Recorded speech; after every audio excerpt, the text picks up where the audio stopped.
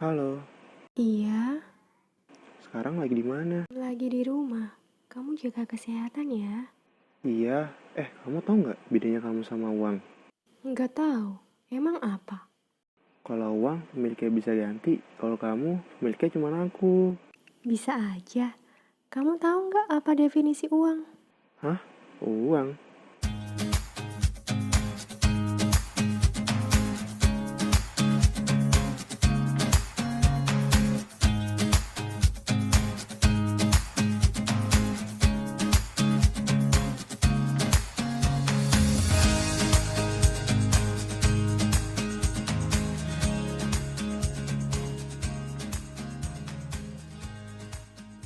Sekarang kita akan belajar tentang uang.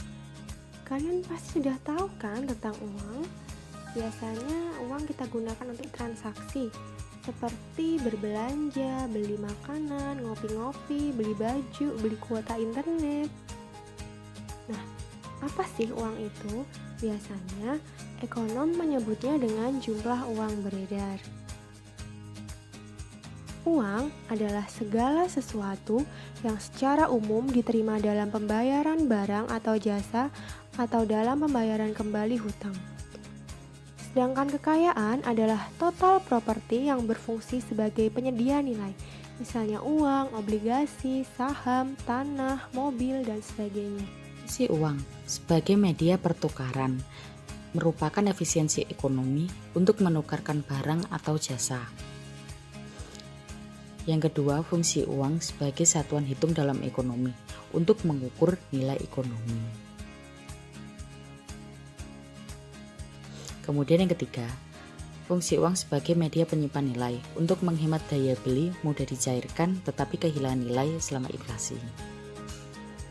Evolusi sistem pembayaran. Uang komoditas, barang yang mempunyai karakteristik tertentu, dapat diterima masyarakat sebagai alat tukar. Uang fiat merupakan uang yang tidak memiliki bentuk fisik, misalnya uang kira. Cek merupakan surat yang berisi perintah tak bersyarat dari nasabah agar bank membayar sejumlah uang. Pembayaran elektronik merupakan jenis uang digital yang digunakan dalam transaksi secara elektronik. E-money merupakan alat pembayaran digital yang menggunakan jaringan komputer dan internet. Ukuran uang. Uang beredar dalam arti sempit dengan simbol M1 adalah uang kartal dengan simbol C plus uang giral dengan simbol D. Kemudian, uang beredar dalam arti luas dengan simbol M2 adalah uang beredar dalam arti sempit atau M1 plus uang kuasi atau dengan simbol T. Selanjutnya, terkait merebaknya virus COVID-19 yang ada di seluruh dunia. Penyebaran COVID-19 ke berbagai negara menekan perekonomian yang ada di dunia. COVID-19 menyebabkan ketidakpastian yang sangat tinggi, menurunkan kinerja pasar keuangan global, dan memicu pengembalian modal ke aset keuangan. Meluasnya penyebaran COVID-19 memicu terjadinya aliran modal keluar ke seluruh negara, terutama pada negara berkembang yang mengalami peningkatan resiko yang ada.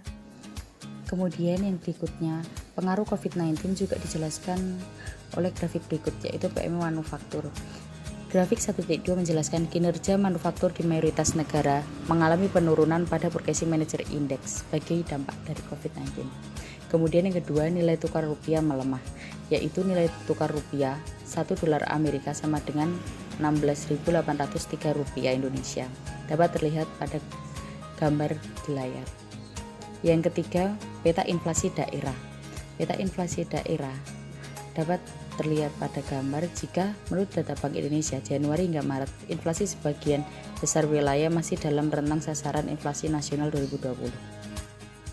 Respon kebijakan Bank Indonesia. 1.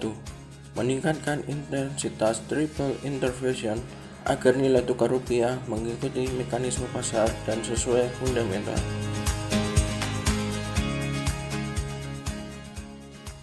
Yang kedua, menurunkan rasio giro wajib minimum valuta asing bank umum konvensional untuk meningkatkan likuiditas panas.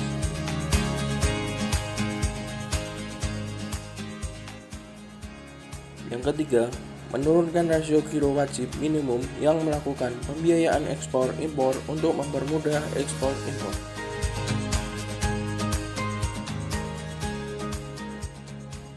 Yang keempat, memperluas jenis underlying transaksi bagi investor asing untuk alternatif lindungan kepada nilai rupiah.